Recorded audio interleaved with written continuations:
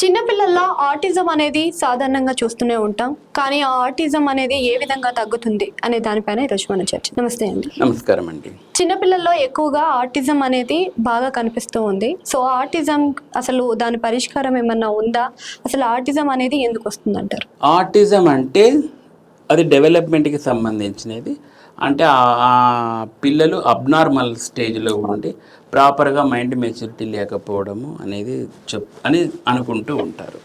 మరి ఈ ఆటిజంని జ్యోతిషం పరంగా ఎలా చూడాలి అంటే, ఇది రకరకాల గ్రహాలలో మనకున్న 9 గ్రహాలలో ముఖ్యంగా ఒక 4 గ్రహాలు దీనికి కారణమవుతాయి.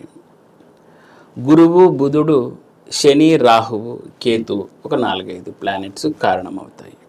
ఎప్పుడైతే ఈ గ్రహాలు అనేవి జాతకుల యొక్క వాక్ స్థానంలో, తర్వాత వాళ్ళ యొక్క లాభస్థానంలో, పంచమ స్థానంలో సెటిల్ అవుతాయో అప్పుడు ఈ ఆటిజం అనేది వస్తుంది.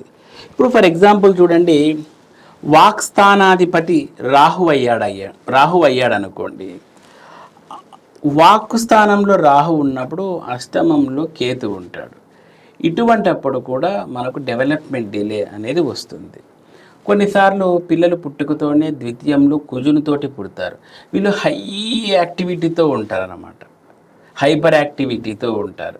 సో ఇవి కూడా మనకు సైకియాట్రీలో, సైకాలజీ ప్రకారం ఇవి కొన్ని మనకు ట్రబుల్ కిందనే చెప్తారు.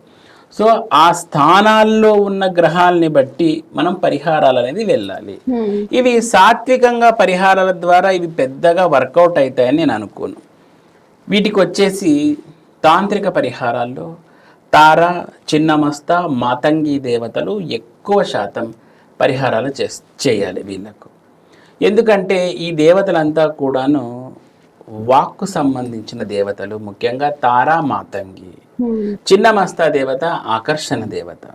ఈ దేవతలకు ఎప్పుడైతే మనం తాంత్రిక విధానాల్లో పంచమకారాలతోటి పూజలు చేయడం ద్వారా చాలా అత్యద్భుతమైన ఫలితాలు అనేవి మనం చూస్తాము. అంటే ఇప్పుడు మీరు చెప్పారు కదా, దానికి పరిష్కారాలు అయితే చెప్పారు. అసలు చాలా మంది దీన్ని నమ్మరు. అంటే ఆటిజం అనేది మెడికల్ చెకప్స్ ద్వారానో తగ్గుతుంది అనే మార్గంలోనే ఎంచుకుంటూ ఉంటారు. మరి అలాంటి వాళ్ళకి మీరు ఏం చెప్తారు? నమ్మని వాళ్ళు నమ్మొద్దని మనం ఏం చేయలేము కదా. నమ్మని వాళ్ళను నమ్మించాలి అనుకోవడము మన మూర్ఖత్వం అవుతుంది. కాబట్టి అది వాళ్ళ ఇష్టం, ఎవరెవరి ఒపీనియన్స్ వాళ్ళకు ఉంటాయి. దానిలో మనం ఏమన్నా తప్పు పట్టలేము. నమ్మే వాళ్ళకు, భగవంతుని నమ్మే వాళ్ళకు, భగవంతుడు ఒక శక్తిమంతుడు, భగవంతుడు అనుకుంటే ఏదైనా చేయగలడు అని నమ్మకం ఉన్న వాళ్ళు ఇటువంటి పరిహారాల ద్వారా మంచిని చూడొచ్చు. సైన్స్ నమ్మే వాళ్ళు సైన్స్ నమ్మండి, ఎవరి జ్యోతిషం ఏం బలవంత పెట్టదు, అది మీ చాయిస్ కదా. కాబట్టి మన వీడియోస్ కానీ ఈ చర్చ ఇదంతా ఎవరైతే భగవంతుని పట్ల నమ్మకం ఉండి మార్పు చేసుకోగలము భగవంతుని యొక్క శక్తి ద్వారా అనుకునే వాళ్ళకే ఈ వీడియోలు. నమ్మని వాళ్ళు నమ్మకండి, మనం ఏం బలవంత పెట్టట్లేదు.